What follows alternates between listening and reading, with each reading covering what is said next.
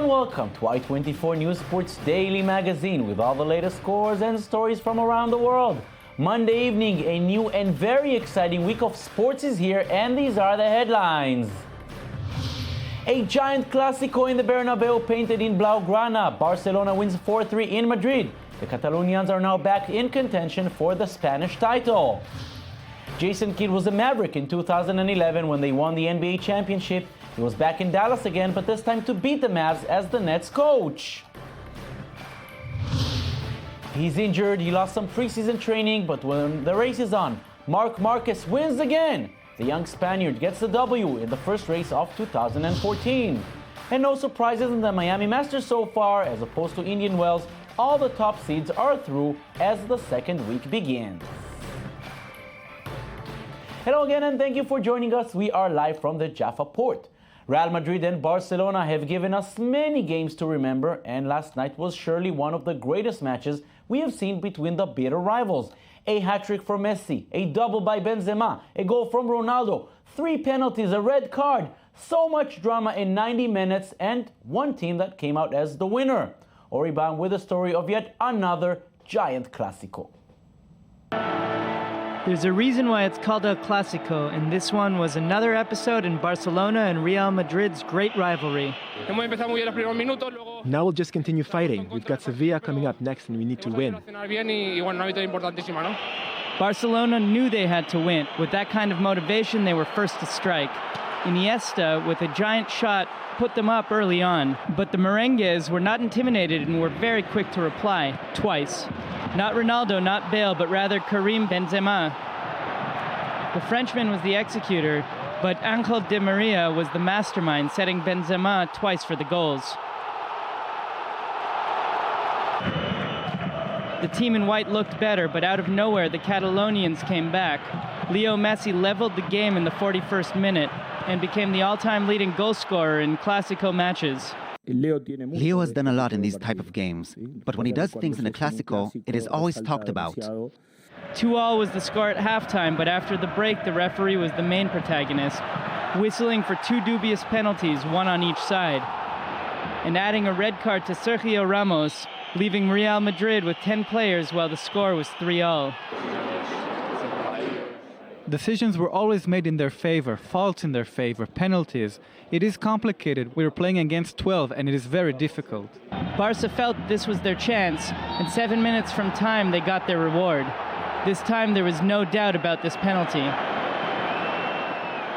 Messi strikes again, scoring his second hat-trick in the Santiago Bernabeu. It's true that after a couple of painful defeats against some tough rivals, we could see that we still had the chance to try and make up the difference on the rivals in front. We started very well and then the game went against us. We were able to react well and it was a very important victory.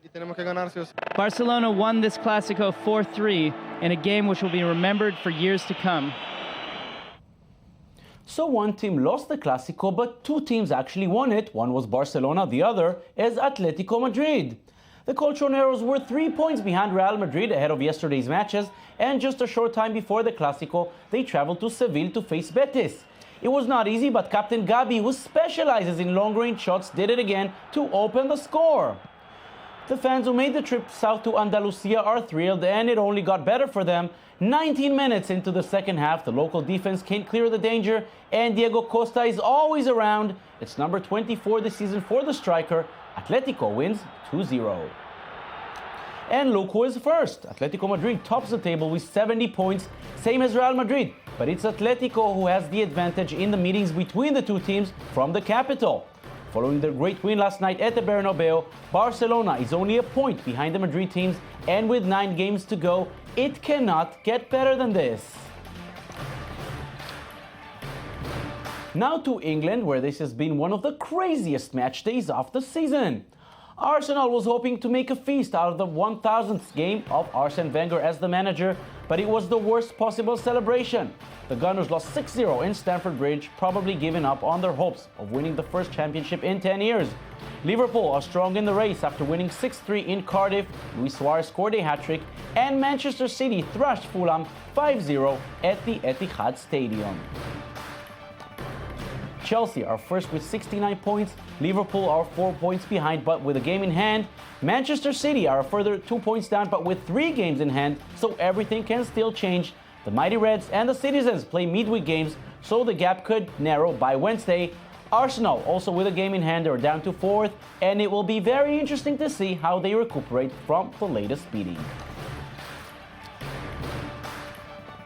Let's turn our attention now to Germany with the weekend's action from the Bundesliga. With the championship basically sealed, the race is now for the 3 other Champions League tickets. Bayer Leverkusen was second through large periods of the season, but they have been far from impressive lately, and there was more agony in their home match yesterday against Hoffenheim. The visitors scored first, Leverkusen equalized only to see Hoffenheim score again just a minute later. There was one more comeback for the home team after the break. Captain Simon Rolfes ties it at 2-2. Will there be at least a point for Leverkusen? The answer is no. French Anthony Modeste gets the winner just as the game was ending. Leverkusen lose again, this time 3-2. On to Saturday's matches, and Bayern Munich was hoping to clinch the title. They had the possibility of doing it if they win in Mainz and Dortmund loses in Hanover. The game in Mainz was surprisingly difficult for the champions, but eventually they were able to find the gap in the local defense. 2 late goals by Schweinsteiger and Götze were enough to secure another 3 points. So Bayern Munich did their part. Will Dortmund do theirs and let Bayern celebrate? No, sir. Everybody knows Bayern will be champions, but Dortmund made it very clear that the Munich rivals will have to take care of things themselves and will not get any presents. The team in yellow scored 3 times in Hanover, including this beauty by Robert Lewandowski. They will surely miss him next season at the Westfalenstadion. The man who appears in the nightmares of every Real Madrid fan is ready to meet the Merengues again, this time Dortmund easily winning 3-0. 8 games to go, 24 points to play for. The gap is 23. And if Bayern Munich beats Hertha Berlin tomorrow, they will become the first team to clinch the Bundesliga title as early as March. Dortmund and Schalke seem to be on the way to another season in the Champions League, and a fierce battle is developing for the 4th Champions League berth as Leverkusen keep losing height. In France, everything seems to be decided as Paris Saint-Germain just widens the gap. The champions had to struggle, but they won in Lorient. Thiago Motta scored the only goal of the match. No winners in the Riviera as Monaco and Lille end in a 1-1 draw, and Saint-Etienne beats Sochaux 3-1 at home. 8 matches and 24 points to go. PSG hold a 10-point lead over Monaco, and it's very hard to see anything standing in the way of the team from the capital from winning a 2nd successive title. Monaco, as it seems, will have to settle for 2nd, and Lille, for the moment, holds France's 3rd ticket to the Champions League. In Turkey, Fenerbahce are on the way to their 19th league title, but their fans are furious in the last couple of days. Thousands of Fenerbahce fans marched to the tomb of Mustafa Kemal Atatürk, founder of modern Turkey, to protest against the decision to uphold a match-fixing sentence for the club's chairman Aziz Yildirim. Fenerbahce have held a number of justice rallies after the Supreme Court of Appeals withheld the verdicts in the match-fixing trial in which Yildirim and other executives were found guilty of attempting to manipulate a series of matches in the 2010-2011 championship. Now to the NBA, where 2014 is turning out to be a great year so far for the Brooklyn Nets. The team that made the move in the summer from New Jersey traveled to Texas to face the Dallas Mavericks. The Mavs are on the hunt for the 8th and final ticket to the playoffs from the Western Conference, and they started very strong, leading by 14 after the first 12 minutes, but Brooklyn steadily cut off their lead until they were finally back at it in the 4th quarter.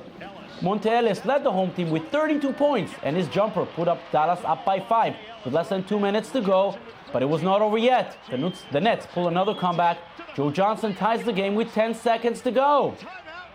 Dallas now with the final possession. Ellis with a shot, no good. We're going to overtime. This time Brooklyn was in control. Deron Williams put them up by 8 with a minute and a half to go.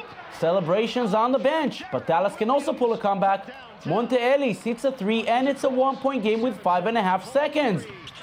One final shot for the Mavs to get a second OT, but it's out. The Nets nail it 107-104. Jason Kidd wins in Dallas. They come from behind. The 2014 MotoGP season has finally begun, as the Qatar Grand Prix was in place for the season opener. The question on everybody's mind was whether defending champion Marc Marquez could race with a broken leg. After all, he did miss some of the preseason training due to his injury. Well, what was his answer? Of course, another podium. Ori Baum with the details. A new season in sports is always a road to a new beginning, but also a trial for champions, keeping their momentum and testing their winning instinct. The 2014 MotoGP season was no different, as the best motorcyclists in the world gathered in Doha for the Qatar Grand Prix. Marc Marquez, the defending champion, was in question for the first race of the season, after breaking his leg during a training accident in Spain in February. During the first two practice days at the Losail International Circuit, he seemed to be lost in the shuffle, as fellow Spaniard Aleix Espargaro was the fastest on both occasions, while Marquez finished only 11th and 5th. But the 21-year-old world champion shed the rust and bounced back from the disappointing start, looking comfortable again on his Honda and claiming pole position for the 10th time in his short career. It will be hard for me because when I do many laps, I getting tired, especially because I cannot push with the leg. But anyway, I will try to do my best. The real test for Marquez came in a perfect time, as the first race of the season was a crash fest. Former world champion Jorge Lorenzo was out when the front end of the bike went from under him. And Stefan Bradl, who had a promising lead early in the race, slid out after only 8 laps. Afterwards, the race became a duel between the young Marquez and 6-time world champion Valentino Rossi. The two were battling it out, as the veteran Rossi was trying to edge his younger opponent, but Marquez proved he was made from championship material and prevailed, winning the race, claiming his 7th career win in the MotoGP circuit. The battle with Valentino was so great. I enjoyed a lot. Last lap I pushed my 100%, but lap before we overtake 2 or 3 times. And you know, since last year that I didn't have a battle in the last laps with Valentino, and last year he won. Marc Marquez showed that even with a broken leg, he is still the best in the world, and it will definitely take a lot to beat the world champion this season.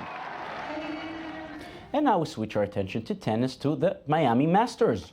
World number 4 and last year's finalist David Ferrer had a night match in the 3rd round against 33rd ranked Andreas Seppi.